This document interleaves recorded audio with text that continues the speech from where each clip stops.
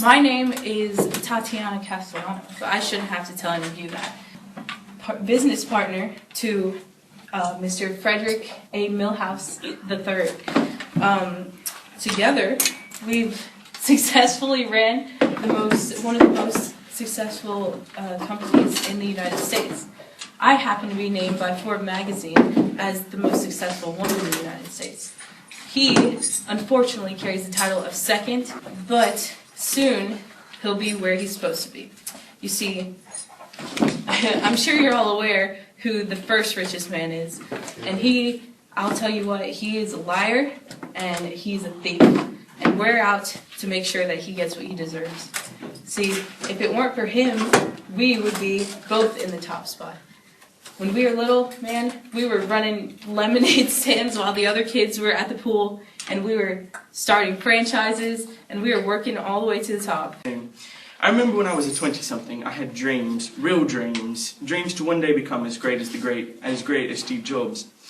I knew one day I could come up with a product that would match or exceed Mr. Jobs. My idea was the cheaper and more productive Windows operating system. I'm sure you've all heard of it.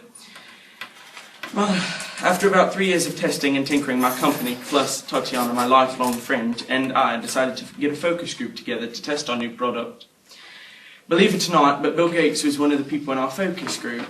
Mr. Gates seemed very interested in the product, more in fact than anybody else, which seemed kind of odd at the time. Mr. Gates seemed very interested, though.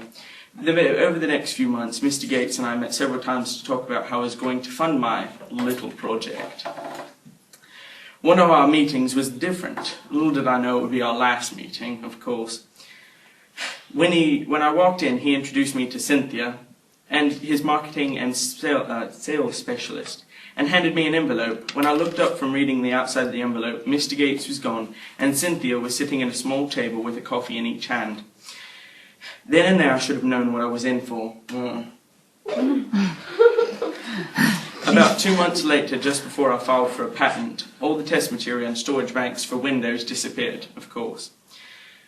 Needless to say, but I knew it was Bill Gates, but no one could do anything since I hadn't filed for a patent yet. Oh well. Possibly beautiful and wonderful. You're the one that sits on your butt in the living room, watching TV, daytime television. What do you do for the company? What do I do? I'm like the head of the company. Right, I came up with the idea. It was all my idea. Right. You and her have been frolicking off in the woods doing who knows what. But the point is that I'm not going to have it. What he doesn't know is that all his traveling cash and his Rolex watch collection is in my bags. And I'll be booking a different flight home, Milhouse. Just so you know. Do you think I care? Does it look like I care? You don't care when you get women the lining papers. out of the elevators. Okay, well, whatever then. I told His you friendship. I told you. Exactly. You see what I'm saying? Instigator. I'm done with you. And I'm done with you. Just leave. Just I walk will. out the door. I will. Leave. Good riddance. My name is Joy Cruz, and I'm from Philippines.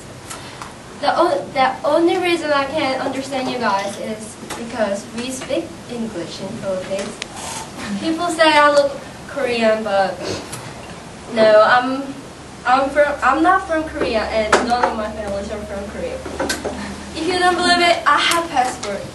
Anybody want to see it? It's not. What are we talking about? Yes. Here's my passport, but you cannot take it. I know some people want my passport. Oh my goodness. Oh. In the Beijing airport. Oh my gosh, somebody took my passport. Oh, hold on. I'm gonna tell you in order. Oh, thank you. Oh. Before I even start my story, I'm gonna tell you how I got all this money for my expenses. When I turned 18, my grandma passed away, and she was really close to me, so she left a bunch of money for me. Since my grandma left me money, I thought I could do something for my grandma, so I decided to go on a trip, like world tour. Pick up some extra cash so that me and Rose here can get a nice apartment. you know, it's been tough, it's been pretty tough. People don't like good entertainment no more. It's so hard nowadays. not like it used to be. So we were actually playing in Brooklyn the other day, and we had some representative from Fearless Records come up to us and say that he wanted to talk to us, and one of the presidents talked to us over in Ohio. So we were going to go catch a plane right over there, get a nice record deal signed out. And, now that that's not happening, I don't know what we're going to do, That was our only way out. So, hopefully, something's going to happen and we're still going to be able to get that contract. Because that would mean, everything to me. You guys, if I'm ever in town after this happens, you guys just, call me up. Which reminds me, do any of you guys have a friend who's like that?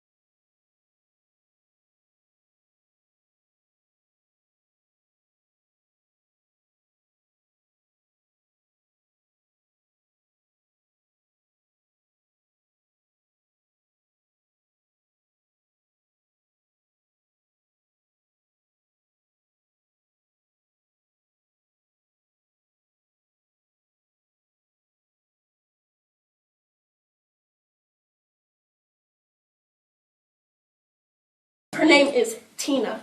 Oh, Tina. Just don't even, She is such a backstabbing girl. Backstabbing hoochie. It is ridiculous.